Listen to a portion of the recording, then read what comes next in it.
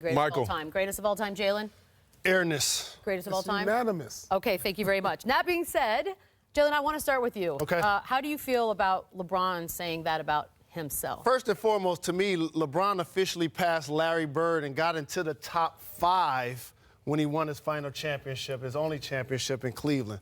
In my mind, he still has a way to go clearly to pass Michael Jordan, Bill Russell, 11 championships, 13 years, Kareem Abdul-Jabbar. The captain. And my heart just won't let him pass Magic just yet. I got to see a little bit more. And so that's where I'm going on this topic. I appreciate how he's bringing this up. Some millennials that only saw him play and continue to say he's the guy. But guys that's been around the game and young ladies, we've seen something else that's really special as well. I agree with everything you're saying, Jay. I love it. I love that he stepped out there. I love that he stepped out there and said that. I don't remember any other player ever coming out and saying, I'm the greatest of all time. I've never seen that before. I love that he's done that. He's on the Mount Rushmore, in my opinion, but I can't put him at the top. There's no way I can put him at the top. And at the end of the day, and he talked about this, that win, beating that team, made him the greatest of all time. Maybe if he would have hit that shot that Kyrie hit, I mean, that is a part of the narrative. I could see him maybe saying that, but I can't go there. I'm sorry. You know what? We should turn to our resident self-promoter. No. Before I don't know if you can self-proclaim this, because when you think of all the great players like Jalen said, Kareem, Magic, none of them has never come out and said, I'm the GOAT. You know, that's something up to like the fans, the writers, and former players.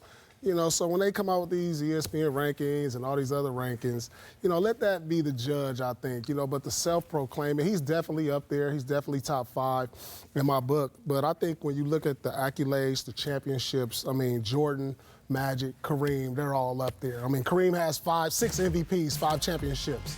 Magic, 5 championships with the MVPs, you know. So for him to come out and say it, it doesn't really, like, sway which way you're going to go as far as.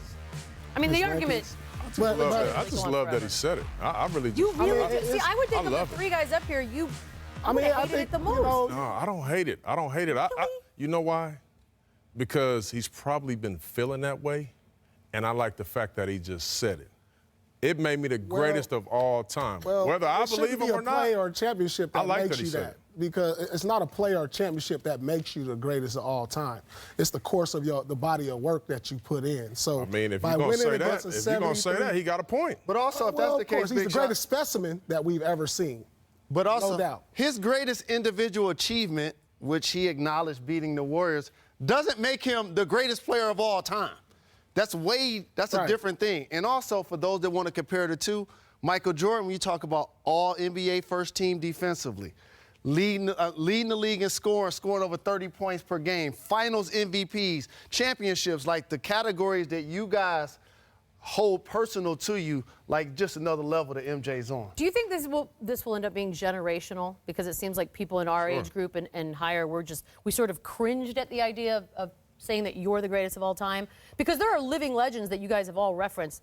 We've never heard them say anything close to that. Right. This definitely will be generational, because there's some people before us that probably don't think of Michael like we think of Michael. So it's definitely a generational thing, and I'm pretty sure that the young kids that didn't really see this guy MJ play as much as we did, and they see LeBron James and Kobe.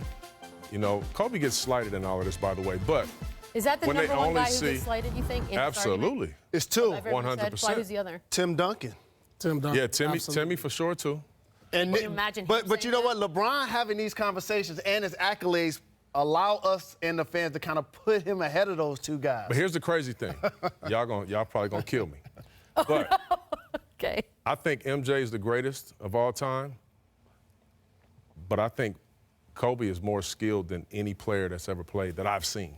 I don't think that's. I think Kobe's more skilled. That's not a bad. That ain't far off. You rolling with that? He's up there.